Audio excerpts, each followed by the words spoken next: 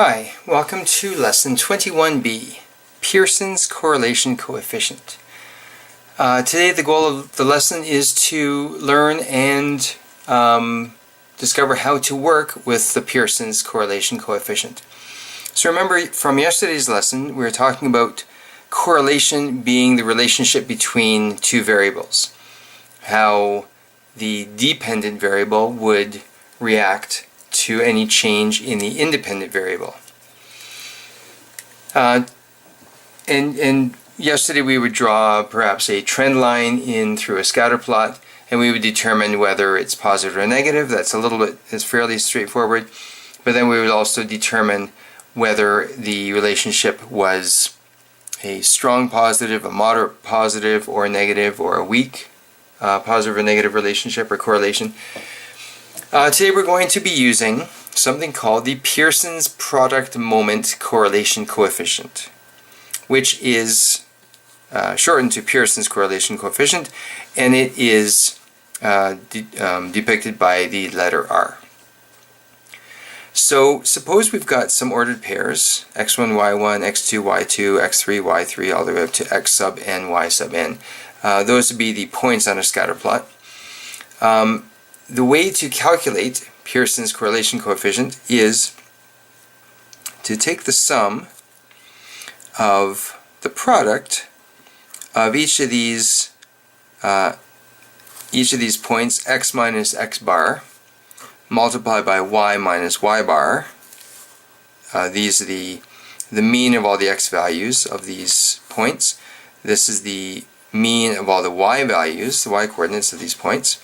So you're going to take that product and add all those up from, I guess it would be I equals 1 to n. And then we're going to do the same thing on the bottom, more or less. We're going to take x minus x bar, square that, y minus y bar, square that, and we have to sum those individually. And we're going to take the square root of all that. So what we're going to do is we'd have to do all this calculation. Now, the problem with this is it's a lot of tedious work.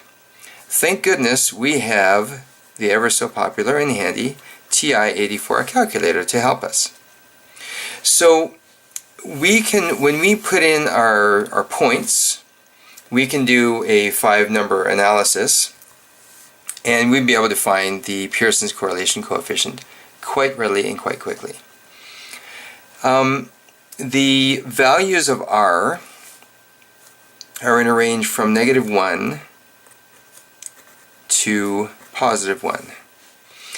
And the sign of the value, negative or positive, the negative means a negative correlation, so downward trend in the data. The positive is a positive correlation, so an upward trend in the data. And for the value, as the value is closer to 1, it's stronger. So the closer it is to 1, the stronger it is. Now in between -1 and 1 is of course 0. And the closer it is to 0 means it's weaker correlation, sorry. So the negative and positive doesn't matter per se in terms of strength. That's just discussing upward and downward trend of the data. The value itself, the closer it is to 1, so 0.95 or 0.9, etc., that's going to be strong. If it's 0.8 or 0.75, that'll be maybe moderate. If it's 0.65 or 0.55, 0.45, or whatever, it'll get weaker and weaker the further it is away from the values of 1. And the closer it gets to 0, the weaker it is still. Okay, so that's the kind of the long and the short of it. What I'd like you to do is go to page 551 and take a look at the table of strengths of the correlations in your textbook. There's a neat little table there summarizing all of those. You don't have to memorize the values, but you just have to have a bit of a working knowledge of how close the values are to 1 or to 0 in order to kind of get a good sense of if the correlation is going to be strong or weak.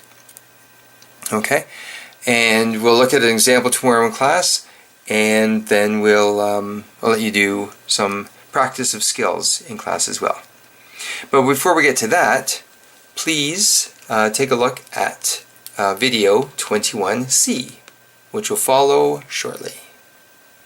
Thanks for watching, and we'll see you in class.